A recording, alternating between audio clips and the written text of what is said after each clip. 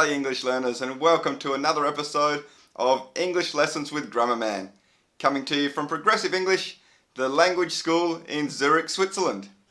As always, be sure to have a look on the website, have a look around. There's great learning material on there, some cheat sheets, the opportunity to have Skype lessons, and all sorts of stuff on there, so check it out.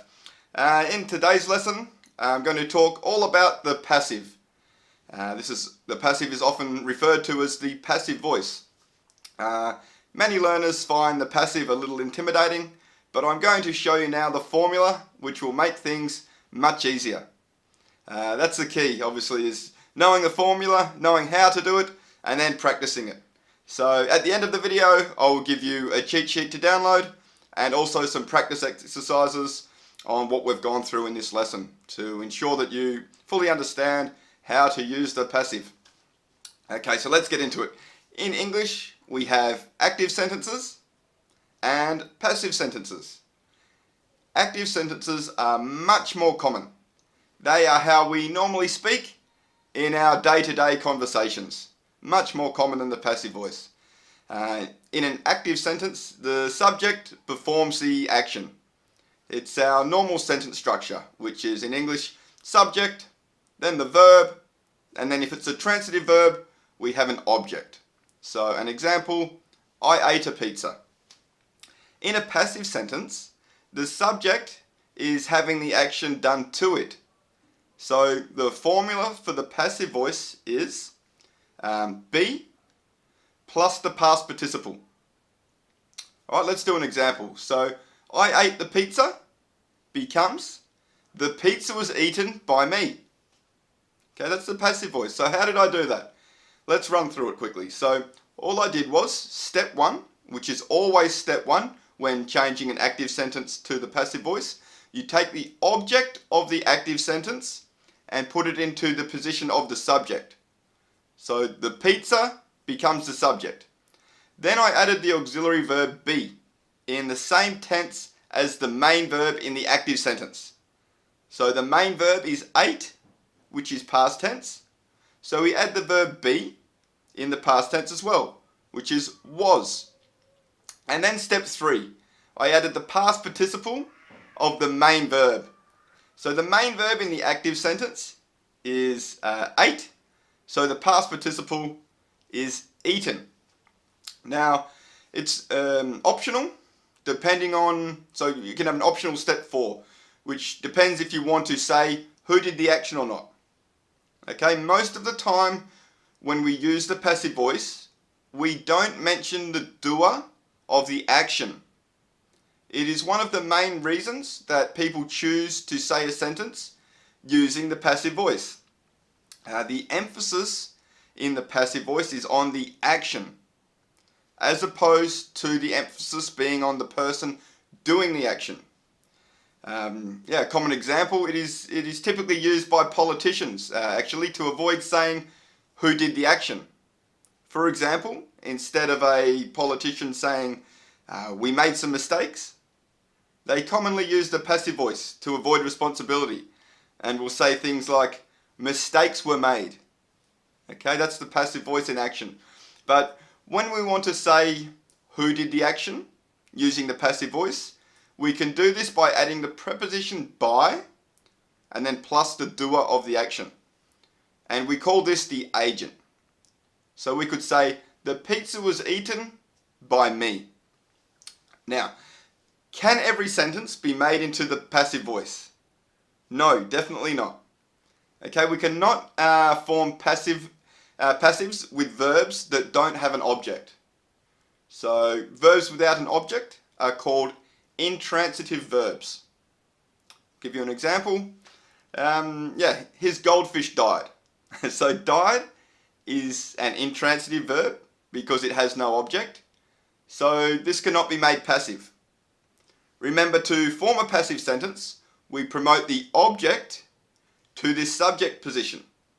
So if there is no object, then this is impossible. We also don't often use the passive with stative verbs. Now, sometimes we do, but very often we don't. Now, remember, verbs can show an action or a state of being. So quick refresher on stative verbs. They are verbs that show a state of being as opposed to an action, and include words like verbs that express thoughts and feelings, senses, possessions, and the verb to be. For example, I have a pen. Even though in this sentence we have an object, a pen, the verb have is functioning as a stative verb, showing possession. So we can't use the passive. We can't say a pen is had by me. We also don't use the passive with the future continuous tense and all of the perfect continuous tenses. Okay, so with all of that being said, let's take a look now at how we form passive sentences in the rest of our tenses and aspects. And after I've done that, I will tell you why and when we use the passive. So we'll start with the present simple. An example sentence: people drink champagne at weddings. In the passive voice, it becomes champagne is drunk at weddings. So we do exactly the same process that we did in the past simple example with the pizza. So if we want to add the agent, we add the preposition by plus the agent. Champagne is drunk at weddings by people. Now you can see there it sounds really strange, so I wouldn't add the agent there because it is obvious that it will be people that drink the champagne. Alright, let's try a continuous tense. Let's try the past continuous. So continuous is slightly different. It's still the same formula for all of our tenses, which is be plus the past participle. But because we are doing the continuous form, we're going to use the continuous form of the verb be.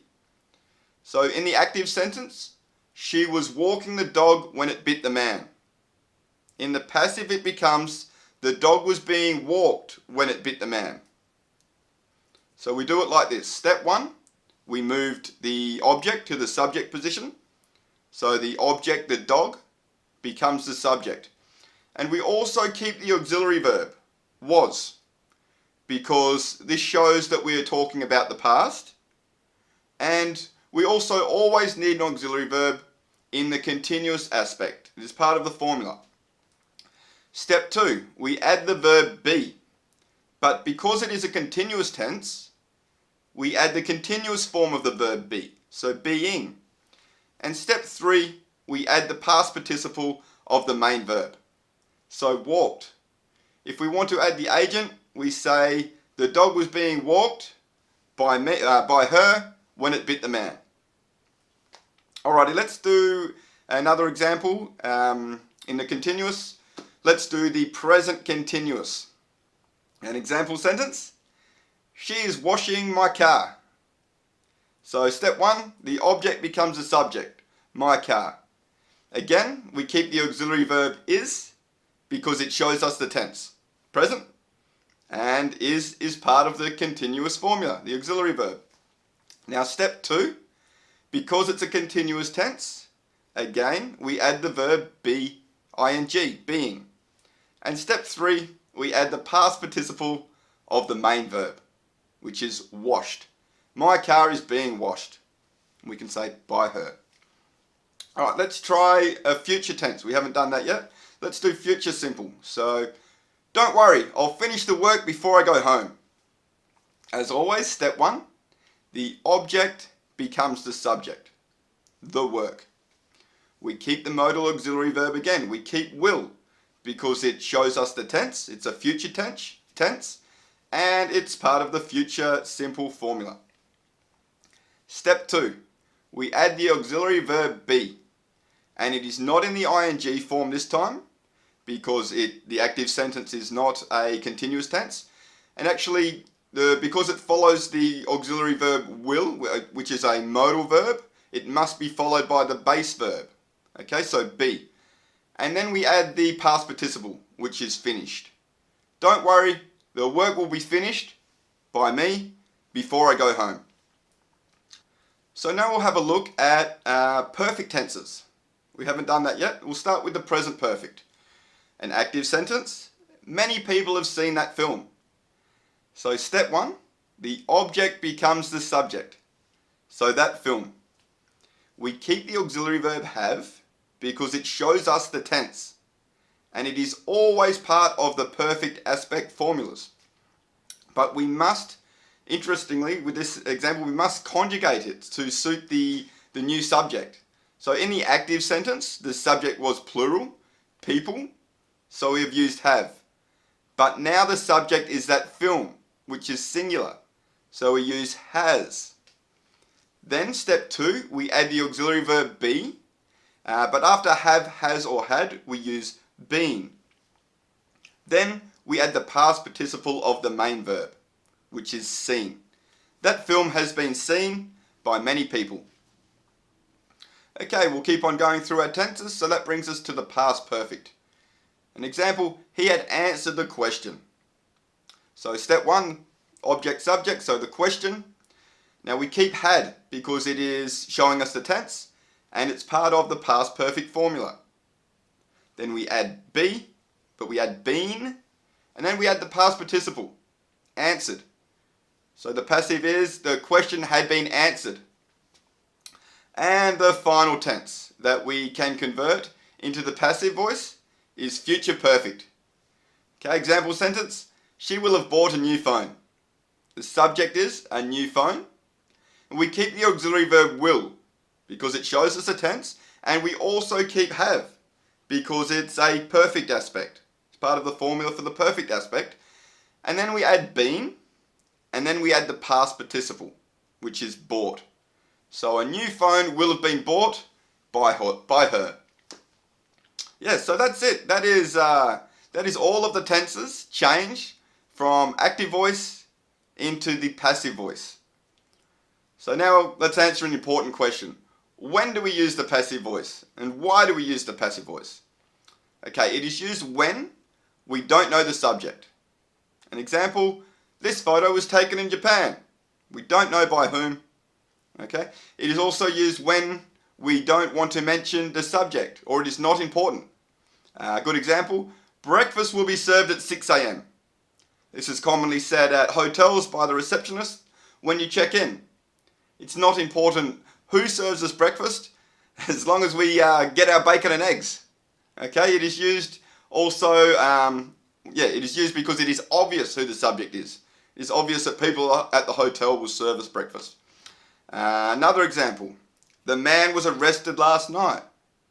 We don't need to say by the police, it is obvious that it must have been the police that arrested the man.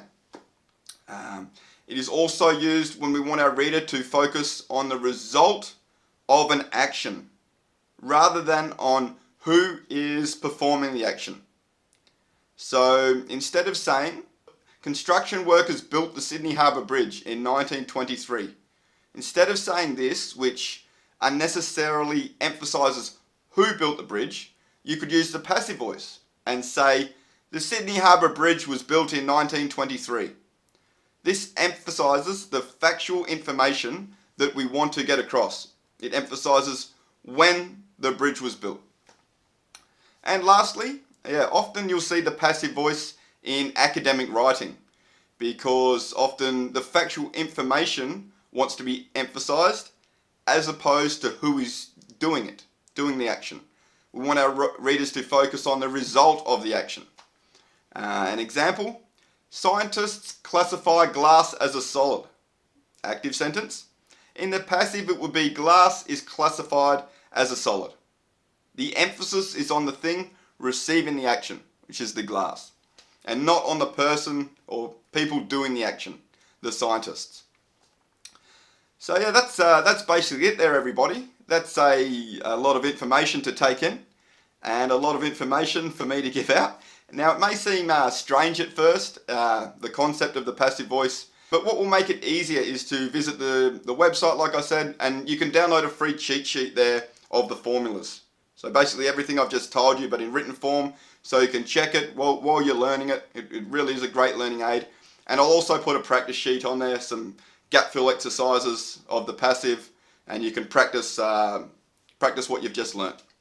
As always, if you found this video useful, please subscribe to the channel by clicking the big red button and click the bell so you don't miss any of our latest content, and be sure to leave a comment if you would like some more information on this video or any of our other videos.